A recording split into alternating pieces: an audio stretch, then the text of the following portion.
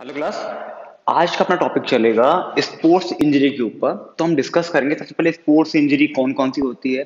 Sports injury को हमने तीन कैटेगरी में डिवाइड किया है: soft tissue injury, bone injury and joint injury. तो हम पहले बात करेंगे सॉफ्ट टिश्यू इंजरी की। सॉफ्ट टिश्यू इंजरी में कौन कौन से पार्ट हैं। सॉफ्ट टिश्यू इंजरी में पढ़ेंगे हम कंस्ट्रक्शन पढ़ेंगे, ब्रूसेस पढ़ेंगे, स्ट्रेन, स्प्रेन एंड अब्रेशन। तो पहले हम पढ़ते हैं कॉन्स्टिट्यूशंस। कॉन्स्टिट्यूशंस होते क्या है? एक्चुअली कॉन्स्टिट्यूशंस मसल्स इंजरी होती है जो कि स्पोर्ट्स में हमें डायरेक्ट हिट से इक्विपमेंट एंड विदाउट इक्विपमेंट की इंजरी लग सकती है। मोस्टली ये हमें बम्प करने पे, किक करने पे, हिट करने पे और गिरने पे होती है। मोस्टली स्पोर्ट्स में कबड्डी, बॉक्सिंग, खो खो, है ना। तो इसमें होता क्या कि जैसे हमें डायरेक्टली पंच पड़ गया तो जिसकी वजह से क्या होता है कि हमारी जो मसल्स होती है, मसल्स के अंदर जो ब्लड की वेसल्स होती है, वेन्स होती है, वो डैमेज हो जाती है। ठीक है। तो जिसकी वजह से क्या होता है, खून का क्लोटिंग रुक जाती है, खून का थक्का जम जाता है, जिसको हम बोलते हैं हमारे यहाँ पे purple, black and blue colour के धब्बे हो जाते हैं। उसको हम बोलते हैं कंस्टिट्यूशन, जिसको हम बोलते हैं नील बंधना। ठीक है ना। तो ये होता है कॉन्स्टिट्यूशंस में। अब जब यहाँ पे ये तो कॉन्स्टिट्यूशन होगा, सेम यहीं पे होता है ब्रूशेस में। ब्रूशेस में भी मसल्स इंजरी होती है, साथ में टिश्यू डैमेज हो जाते हैं। जब कॉन्स्टिट्यूशन है, जब खून वेसल्स टूट गई है, डैमेज हो गई है, और साथ में टिश्यूज भी टूट गए हैं, और वो खून मसल्स में फैल गया है, निकल गया है, बहना शुरू हो गया है, तो वो कन्वर्ट हो जाता है कॉन्स्टिट्यूशंस ब्रूशेस में। अब इसमें क्या था कि पहले इसके सिम्टम्स थे रेडिश होता है, फिर ब्लैक एंड ब्लू होता है ये। बट ब्रूशेस जो होता है वो पहले रेडिश होता है, फिर ये ब्लैक एंड ब्लू के बाद में ये कन्वर्ट हो जाता है पर्पल कलर में। तो ये डिफरेंस होता है कंस्टिट्यूशंस एंड ब्रूशेस में। अब बात करते हैं स्ट्रेन की। स्ट्रेन क्या होता है? स्ट्रेन होता है मसल्स में खिंचाव। जैसे कि हम लोग हमारे बॉडी में खिंचाव होता है, जैसे कि हम लोग मसल्स खिंच जाती है, हम लोग सुबह सुबह अंगड़ाई लेते हैं, या कई बार हमारे क्रैम्प आ जाता है, खिंचाव हो जाता है शरीर में, जो हमारी गर्दन बैंड नहीं हो पाती, या बॉडी पार्ट जहां पे भी ये खिंचाव होता है वो हमें बॉडी को अकड़ देता है। इट मीन्स हमें मूव करने नहीं देता है। तो ये मोस्टली स्ट्रेन होता है। अब बात करते हैं स्प्रेन। स्प्रेन लिगामेंट इंजरी होती है। मोस्टली ये फ्रैक्चर के साथ में होता है, जैसे कि पाँव में मोच आ जाती है, लिगामेंट टूट जाते हैं ना, तो इसको बोलते हैं स्प्रेन। अगला होता है अब्रेशन, जो कि फ्रिक्शन की वजह से होता है। अब्रेशन में स्किन क्या होती है, इसमें फ्रिक्शन होता है जिसके साथ ये छिल जाती है, पूरी रफ हो जाती है, जिसको हम बोलते हैं अब्रेशन। अब हम बात करेंगे कि कौन सी सॉफ्ट टिश्यू इंजरी को कैसे प्रिक्योर किया जाता है, क्योर किया जाता है। अब कंस्टिट्यूशन अब्रेशन की बात करें, अगर इस पे हमें लगती है तो डेफिनेटली हमें कंप्रेशन देना चाहिए। किसका? आइस का। आइस का हम कंप्रेशन देंगे इसमें दिन में 5 से 6 बार, जिसकी वजह से क्या होगा, आपको इसमें रिलीफ मिलती है। सेम ये स्ट्रेस इसमें स्ट्रेन में आता है, मसल्स का जो कंप्रेशन होता है, जिसके लिए हमें यूज करनी होती है आइस। आइस का हम सेक करेंगे, जिसकी वजह से क्या होगा, हमें रिलीफ मिलती है। स्प्रेन में भी आप मोच करोगे, साथ में गर्म क्रैप बैंडेड होती है, क्रैप बैंडेड बांधोगे, जिसकी वजह से होता है कंप्रेशन होगा, जिसकी वजह से जो सूजन आ गई वो सूजन कम होगी और लिगामेंट सेट रहेंगे। अब्रेशन में हमें इसको धोना होता है डेटॉल से, उसके बाद में उस पर एंटीसेप्टिक क्रीम लगानी होती है कि वो उसको इजीली क्योर कर सके। अब बात करते हैं बोन इंजरी की। बोन इंजरी कौन कौन सी होती है? बोन इंजरी हमारे पास है simple fracture, compound fracture, complicated, greenstick, communicated and impacted fracture. पहले हम बात करेंगे सिंपल फ्रैक्चर की। सिंपल फ्रैक्चर में होता क्या है, हड्डी दो पार्ट में डिवाइड हो जाती है, सिंपल फ्रैक्चर।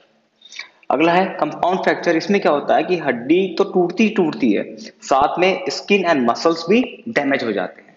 ठीक है। अब जब हड्डी टूटी तो सिंपल फ्रैक्चर हो गया, हड्डी के साथ में स्किन और मसल्स डैमेज भी वो हो गया कंपाउंड फ्रैक्चर। अब है कॉम्प्लिकेटेड फ्रैक्चर। इसमें क्या होता है कि हड्डी भी टूटती है, स्किन भी डैमेज होती है, मसल्स भी टूटते हैं, साथ में इंटरनल ऑर्गन्स भी डैमेज होते हैं। ठीक है।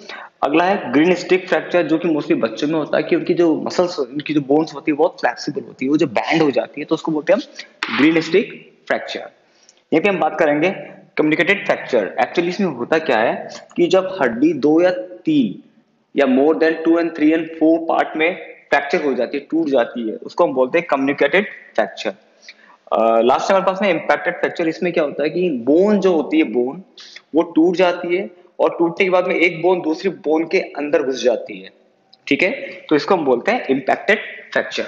तो इसके लिए हमें क्योर क्या करना है, सबसे पहले तो जो बॉडी पार्ट टूट गया है उसको हमें मूव नहीं करना है, उसको स्टिक रखना है, स्थिर रखना है, कपड़ा बांध दो, या कपच्ची बांध लो और डॉक्टर से कंसल्ट करना है। और ज्यादा पेन हो रहा है तो उसका पेन किलर दिला सकते हैं, दे सकते हैं, और डॉक्टर से आपको कंसल्ट करना ही करना है।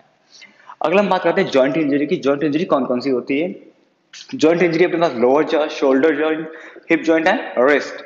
लोअर जॉ एक्चुअली कई बार हमें जब पंच पड़ जाता है, लाइक स्पोर्ट्स बॉक्सिंग हो गया, या गिर जाते हैं कहीं पे, तो जिसकी वजह से हमारा ये लोअर जॉ हो जाता है, वो डिसलोकेटेड हो जाता है। तो ये होता है हमारा लोअर जॉ।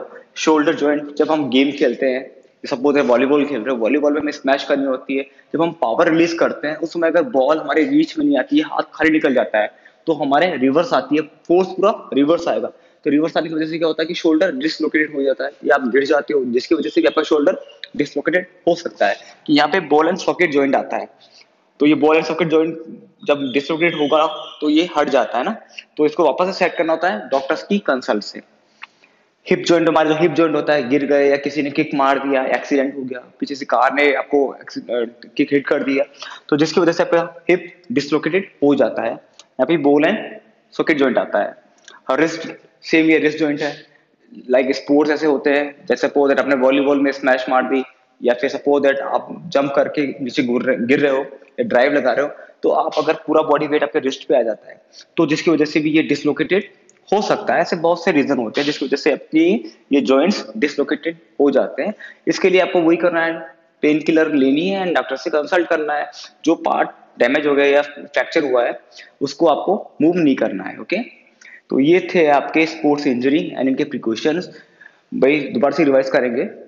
स्पोर्ट्स इंजरी को तीन कैटेगरी में डिवाइड किया: soft tissue, bone injury and tissue अपनी joint injury. Soft tissue injury में contusions, bruises, strain, sprain and abrasion. And bone injury is simple, complicated, gastric, communicated and impacted. ये compound fracture हो गया। और joint है अपने पास lower jaw, shoulder jaw, hip joint and wrist joint. ये हम आगे पढ़ेंगे कोजेस ऑफ स्पोर्ट्स इंजरी की। स्पोर्ट्स इंजरी जो होती है उसके क्या कोज है, क्या रीजंस होते हैं। हम बात करेंगे इम्प्रॉपर वार्मिंग अप। अगर हम प्रॉपर वे में बॉडी को हीट जनरेट नहीं करेंगे, वार्मिंग अप नहीं होंगे, तो जिसकी वजह से भी हमें स्पोर्ट्स इंजरी हो सकती है। तो हमें प्रॉपर वे में वार्मिंग अप होना चाहिए, बॉडी में हीट जनरेट करनी चाहिए। अगला है अनसाइंटिफिक वे ऑफ ट्रेनिंग। अगर हम ट्रेनिंग ले रहे हैं जिसपे साइंटिफिकली कोई वे नहीं हो रहा है, हम उसको ऐसे ही लॉजिकली बिना लॉजिक के एक्सरसाइज कर रहे हैं या फिर ट्रेनिंग ले रहे हैं, तो जिसकी वजह से भी हमें स्पोर्ट्स इंजरी हो सकती है या होने के चांसेस बढ़ जाते हैं। लैक ऑफ फिटनेस, अगर हमारी फिटनेस प्रॉपर नहीं है, हम प्रॉपर बॉडी बैलेंस नहीं कर पा रहे हैं, जज नहीं कर पा रहे, तो हमारी ये जो इंजरी होने के चांसेस बहुत ज्यादा बढ़ जाते हैं। लैक ऑफ स्पोर्ट्स फैसिलिटी, अगर हमें स्पोर्ट्स की प्रॉपर फैसिलिटी नहीं मिल पा रही, लाइक ग्राउंड प्रॉपर नहीं मिल पा रहा, ग्राउंड में खड्डे हैं, गड्ढे हो रखे हैं या पत्थर रखे हुए हैं जगह जगह, तो जिसकी वजह से क्या होता है, हमें स्पोर्ट्स इंजरी बढ़ने के चांसेस बढ़ जाते हैं। अब बात करते हैं no use of protective equipment. अगर हमारे पास जो स्पोर्ट्स इक्विपमेंट हम यूज कर रहे हैं वो प्रोटेक्टिव नहीं है, लाइक जैसे क्रिकेट का बैट है, उसकी ग्रिप प्रॉपर नहीं है, उसके ऊपर से लकड़ी की फर्जन निकली हुई है, तो हमें इंजरी होने के चांसेस बढ़ जाएंगे। बैडमिंटन खेल रहे हैं, उस पर ग्रिप प्रॉपर नहीं है, तो जिससे क्या होता है कि वो स्लिप हो सकता है, किसी को लग भी सकता है या हमें भी हार्म कर सकता है। अगला है प्रेशर ऑफ कंपटीशन। एक्चुअली क्या होता है कि जब कंपटीशन कंडक्ट करते हैं तो उसमें प्रेशर इतना ज्यादा होता है कि हम इंजर्ड खुद भी हो सकते हैं, दूसरे को भी इंजर्ड कर सकते हैं। अगला है careless of during the game. हम गेम के ड्यूरिंग अगर केयरलेस रह जाएंगे, केयरलेस हो जाएंगे, ध्यान नहीं देंगे, एक्टिव नहीं रहेंगे, तो भी हमें इंजरी चांसेस बढ़ जाते हैं। लाइक हम भाग रनिंग कर रहे हैं, पीछे देखना शुरू कर दिया, तो सामने से क्या आ रहा है, क्या हम किस डायरेक्शन में जा रहे हैं, हम जज नहीं कर पाएंगे और इंजर्ड हो सकते हैं। ओवर यूज ऑफ मसल्स, अगर हम ओवर ट्रेनिंग करेंगे तो मसल थक जाएगी, उसके बाद में वो कभी भी आपको नीचे गिरा सकती है, या आप जो भी वेट आपने कैरी कर रखा है वो गिर सकता है, तो इससे इंजरी हो सकती है। तो ये मोस्टली पॉइंट है जिससे स्पोर्ट्स इंजरी के कोज होते हैं। अब हम बात करते हैं फर्स्ट एड की। फर्स्ट एड एक्चुअली होता क्या है? First help after accident. Accident के बाद में जो पहली मदद होती है उसको हम बोलते हैं फर्स्ट एड। फर्स्ट एड के एम एंड ऑब्जेक्टिव होते हैं कि भाई पहला था टू प्रिजर्व लाइफ, लाइफ को बचाना। अगर कोई मर रहा है तो उसको बचाना है, सबसे पहले फर्स्ट एड का यही एम होता है। टू प्रमोट रिकवरी, हमें उसे प्रमोट करना कि वो जल्द से जल्द रिकवर करे, चीजों को रिकवर करे। To procedure early medical aid, हमें उसे प्रोसीजर देना मेडिकल एड के लिए। और कवर पेन एंड सफरिंग, उसकी कवर करना है उसके पेन को एंड उसके सफरिंग को। तो मोस्टली फर्स्ट एड का यही मतलब होता है, पहली मदद एक्सीडेंट के जस्ट बाद में। तो चैप्टर नंबर 7 अपना कंप्लीट होता है। आगे हम चैप्टर नंबर 8 के लिए जाएंगे।